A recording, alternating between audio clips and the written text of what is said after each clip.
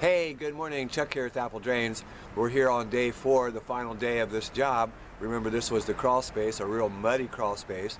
And then we put the sump pump in, the footer tiles. We've also done the downspout drains to send them out to the street.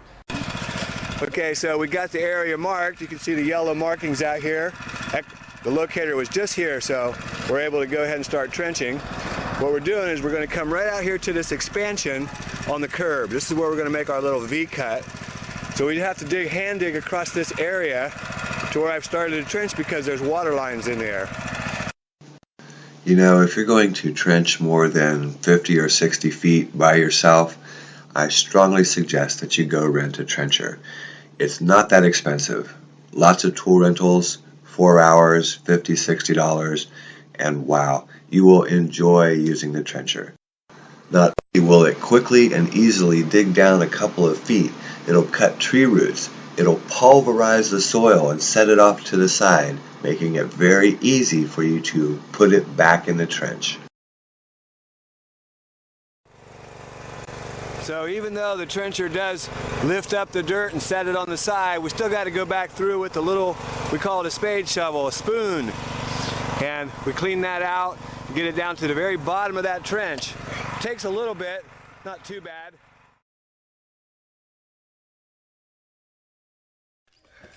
So here by the corner of the house, we're going to dig our laterals.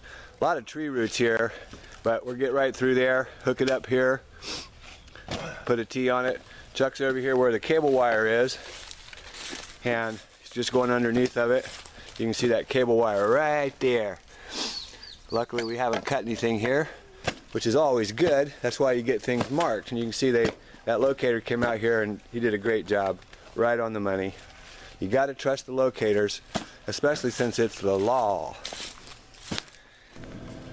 So out here at the curb, we're going to go ahead and make a small V cut. Notice that you can see the expansion in the curb right there where they've already cut the concrete so that if it freezes or whatever, it can not crack. We'll use that as one side of the V, and then we'll make just wide enough for that pipe and let that water come straight out to the street.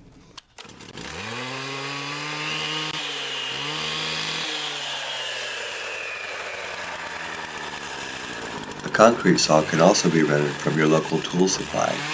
Pretty cheap, $40, maybe $50 for the 4-hour day, kind of like the trencher. But you know, a concrete saw is actually a really good addition to the homeowner's tool collection.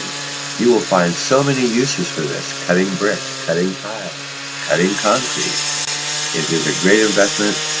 Usually you can find one used for maybe $200 or $300, new about $800. But look how quickly and easily it cuts this concrete. It's like butter. And within just a few minutes, you've got your concrete cut.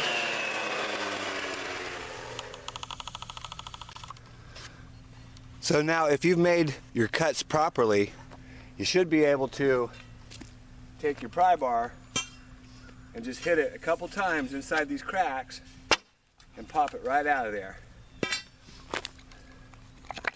There's your first piece, and there's your second piece.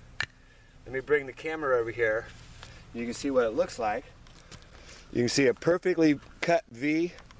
That pipe will go right there to the end. We'll just clean it out, and that water will come right out here to the street. A little bit of cleanup in there inside the V, but not much. We've already got this started here. We've got our pipe installed, and we've started to cover right here at the corner, right by Murphy.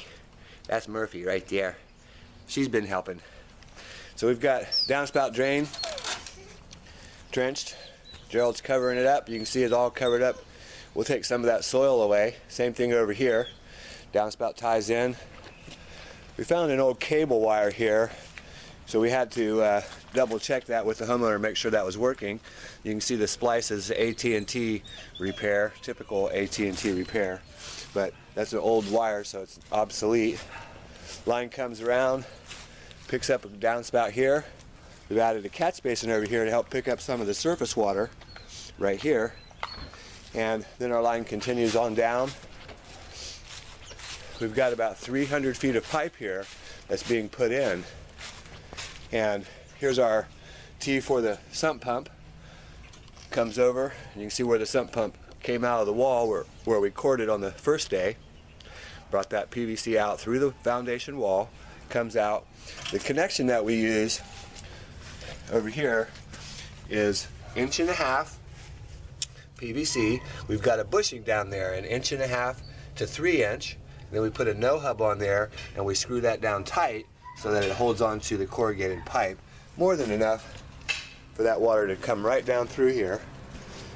We've got our connections made here, and downspout at the front porch, downspout here at the side, line comes over. Now we're ready to lay this section from here where they went through the tree roots. This was a real tough spot, but looks like Chuck made real quick work of that. And Terry really chopped a bunch of these big roots. Terry's a new guy on the job. We'll show you him in a second. But you can see these roots that were here, giant roots. He did a nice job getting them through there. So we'll make this last connection, then we'll start covering it up. Corrugated pipe is pretty easy to put together. It just snaps into the T. Get that root out of there. Just snaps into the T. You hear it click and you know you're in there. That's it. Now we just push it down through the trench and make sure we're at the bottom of the trench because there's a lot of roots there. And you just step it.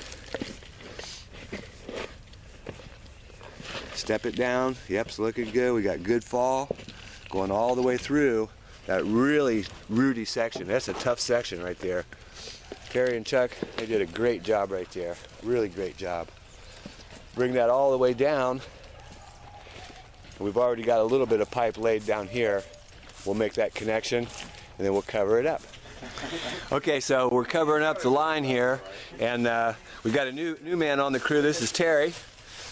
He's out here, he's doing a great job. Terry cut most of those tree roots I was telling you about earlier this morning, and if you saw those, they're the size of your leg. That's the size of your thigh. That is one tough little spot. We put him in there. He did a great job. So we're raking this up. We mounded up on the trench. You can see it all mounded up. And then we're going to come back and we'll shovel it away. Some people say, why do you put it all on the trench? But it's because it's so much easier to come back with a shovel and throw it in a wheelbarrow. Then we're going to run it all the way back to a low spot in the back of this lot. So in about 20 or 30 minutes this will all be covered. Take a little break, and then we start moving soil to the rear. Hey, this is Chuck with Apple Drains, reminding you that if you believe you can do something, I guarantee you can do it. Have a great day.